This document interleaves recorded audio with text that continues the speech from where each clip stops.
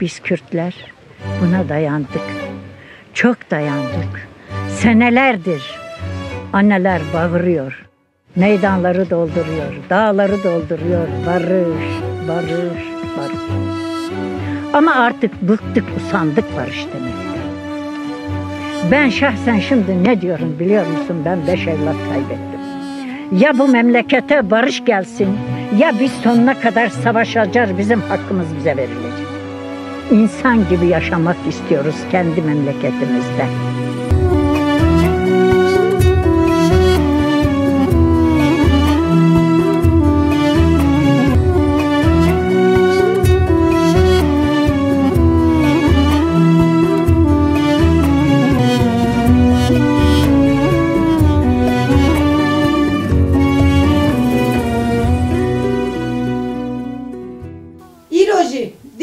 Em dibêjin em li du soza xwe û xesteka xwe em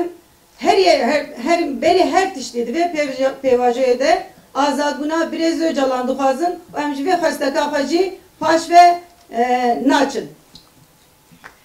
Hinek çekû daxilin dida bêhnan vebe.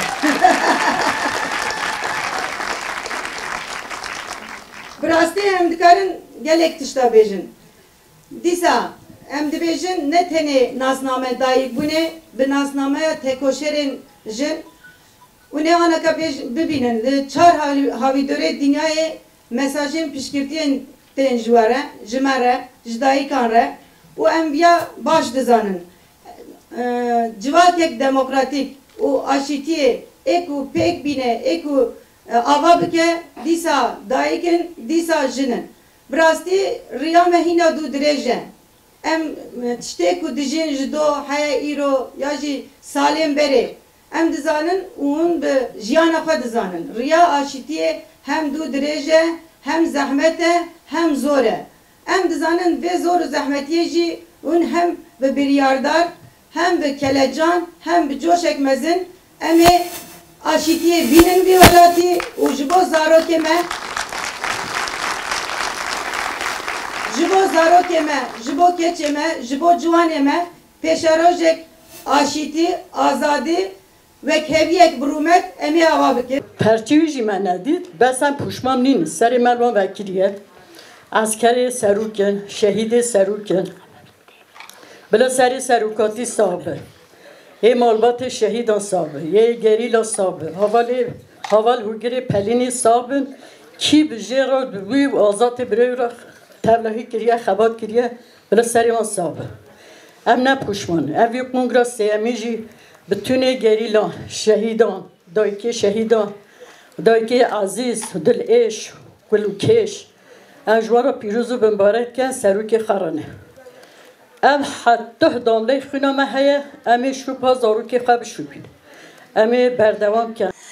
ما أو خباتي خحلت كريم أروكن أنا يعني نجي هبو نعربه هبو نتشتكبو ما قيمة خبيتاني ما عربان بردت بازيان داي كما خباتك فرقشت كريم أم وكا خشكو بران جابو درا دي وخشك زي وصالنا أم قبل هفدي بينستان كي وصالنا ما هفدي دي ما بأوزرا والتي كريا والنو سروكي كي قابي في خباتي ناني جي ودسي وادا كا خرط لكر ev dahi nikar bine dese he bikirin vi peşazı diye nikar be bike bila navafada vi seroki legiş bikin vi kadisteki vaji empati duvare kirin.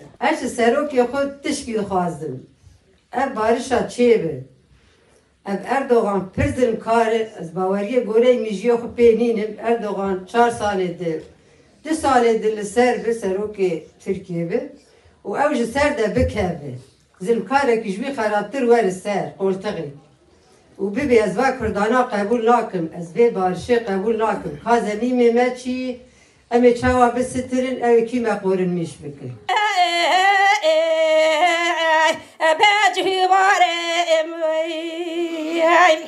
wala vajat yare be pruala be pargarem khode vas brin dare vare sere cha solonay wala vas be brin khadna le malal mene yan azadi azadi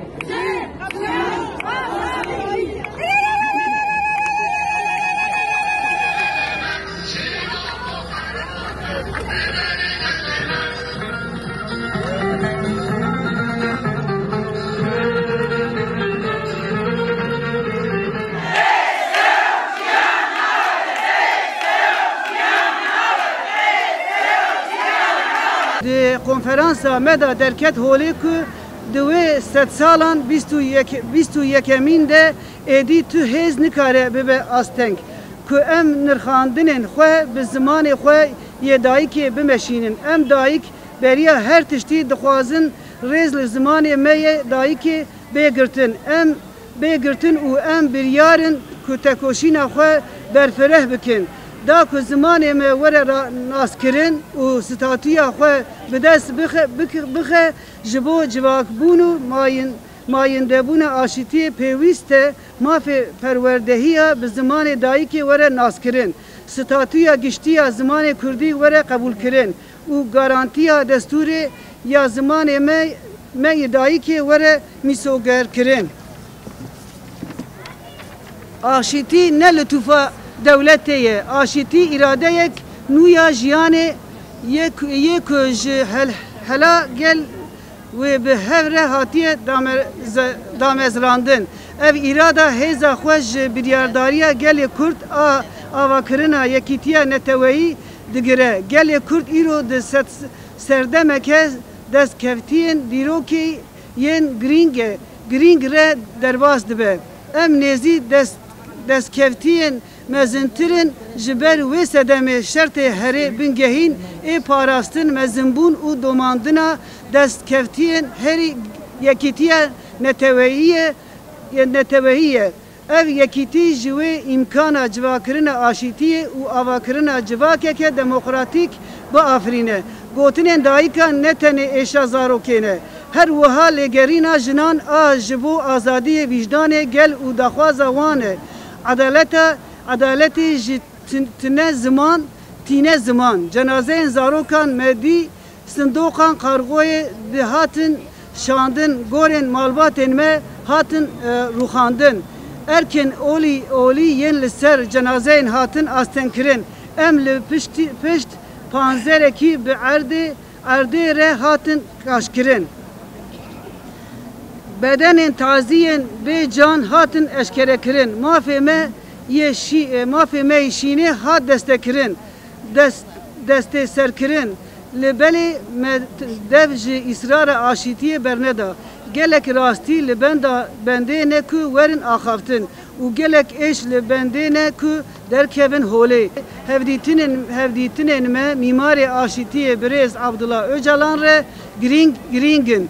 Yek ji nirxandinên konferansa me jî ew e ku erka serêkeya Komisyona Aşîtî û Biratiyê ya li meclîsa hatiye avakirin hevdîtina Birêz Öcalan re ye heviya me ji ev e ku em li İmraliyê bi Birêz Abdullah Öcalan re hevdîtinê bikin û li ser aşîtiyê biaxivin.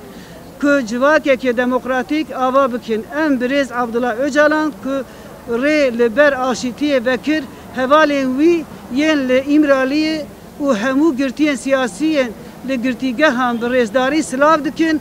Em di wê baweriyê de ne îradeya aşîtiyê di nav gel û cinan de heye. Ger ev rê bê şopandin wê hemû mirovahiyê bi ser bikeve. Bê Zelalî nîşan da ku Birêz Öcalan serkeşe muhatabê û pêvajoyê ye. Nayê qebûlkirin ku muhatabê serêkeyê aşîtiyê girtî be. Em azadiya xwe di azadiya Birêz Öcalan de dibînin. Mafê hêviyê ne lütufeke. Mafekî bi qanûnê hatiye erdarkirin. Û divê demildest di cih be. Divê hemû girtiyên siyasîyên di zindanan de yekser serbest bên berdan.